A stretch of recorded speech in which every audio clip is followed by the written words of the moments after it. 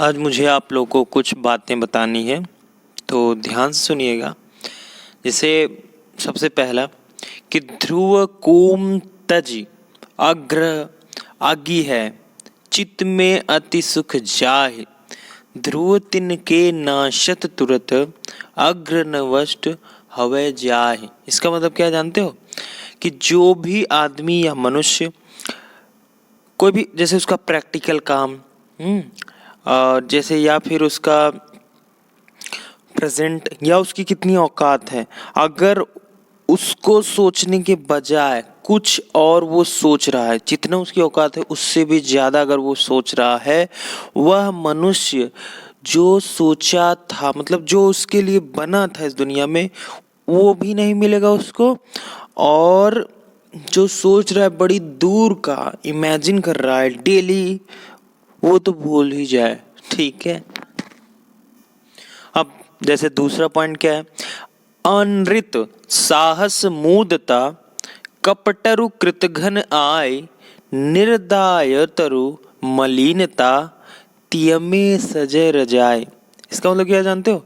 कि झूठ बोलना, एकाएक कोई काम कर बैठना, मतलब सडनली मूड में आए कर दिए, नौटंकी करना, नखरा करना, हर सेकंड सेकंड पर मूड चेंज होना, कोई भी गलत काम कर देना, कोई भी मूर्ख वाला कोई भी काम कर देना, और ज़्यादा लालच रखना, और अपने पर अपराध को कभी ना मानना। ठीक है।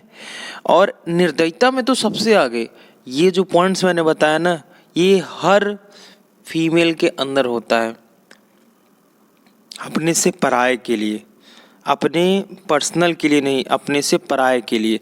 तो इसीलिए आप केवल और केवल अपने मम्मी पापा को ही, माँ को ही बस जान के बराबर मानिए, और सब सेल्फिश है। ठीक है। चलिए आगे बढ़ते हैं। अगला पॉइंट, अगला ये है कि बिन अवसर हूँ देत फल, काम धेनु सम नित, माता सो परदेश में विद्या संचित वित्त। इसका मतलब क्या समझते हो? देखो, विद्या में कामधेनु समान गुण है। मतलब विद्या कामधेनु, समझते हो क्या होता है? कामधेनु एक ऐसी गाय है, मतलब गाय की देवी बोल सकते हो, कि दुनिया की जो चीज आप मांगोगे वो आपको मिल जाएगी, वो कामधेनु गाय होती है। ठीक है। जनरली हम लोग अपने वेद शास्त्र में पढ़े हैं बात। तो ये विद्या में कामधेनु समान गुण है, यह हमेशा फल देती है बिना समय के।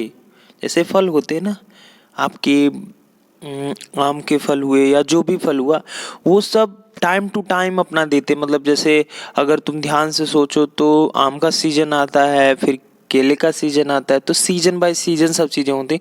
लेकिन विद्या एक ऐसा मतलब गुण है कि, या ऐसा कुछ है कि वो कोई सीजन नहीं देखता, बिना समय के ही तुम्हें फल देता है। अगर तुम बाहर हो, परदेश में हो ना, तो माँ की तरह पालता है। विद्या ना माँ की तरह पालता है। इसीलिए कहा जाता है विद्या ना एक गुप्त ज्ञान है, एक गुप्त धन है, जो कभी तुमसे ना कोई चाह ले तब भी नहीं चुरा सकता। ये बात क्लियर हुई? ठीक है। अब एक दो बात मैं अपने से जनरली बोल देता हूँ। अभी तक तो चाणक्य जी की बातें मैंने बोली, कुछ बातें उसमें मेरी भी ऐड थी, बट कुछ बातें चाणक्य की थी। कि भाई, दिखता कोई तुम्हारा जैसे है, होता नहीं, और होता जो है वो दिखता नहीं। तो देखो ही मत ऐसा जो हो ना, और जो है उसको तुम देखने का ट्राई ही मत करो, क्योंकि तुम्हारे समझ में जो चीज़ें आती हैं वो ऐसा होती नहीं, और जैसी होती हैं वो समझ में आती नहीं। तो जब समझ और ना समझ में फंस जाओ, जैसे बढ़िया समझना ही छोड़ दो, सब कुछ भगवान भोले बाबा पर छोड़ दो। जो होगा वो होकर रहेगा, जो नहीं होगा वो नहीं होगा, चाहे जितना कोशिश कर लो। बट हाँ, एक काम आप कर सकते हो कि जो चीज़ नहीं हो रहा है उसके बारे में सोच सोच के अपने दिमाग की बैंड बजा दो, और बढ़िया से बैंड बजा दो। ठीक है। कि जीवन में कभी आगे जो तुम्हारे लिए भगवान लिखे भी होंगे ना, वो भी कभी नहीं मिल पाएगा तुमको। तो इसलिए भूल जाओ सब कुछ, क्या होगा क्या नहीं होगा। आगे जो होना होगा वो होगा, जो नहीं होना होगा वो नहीं होगा। अपनी तरफ से ताकत लगाओ पूरी। बाकी बाय बाय बाय बाय, पढ़ो पढ़ो पढ़ो।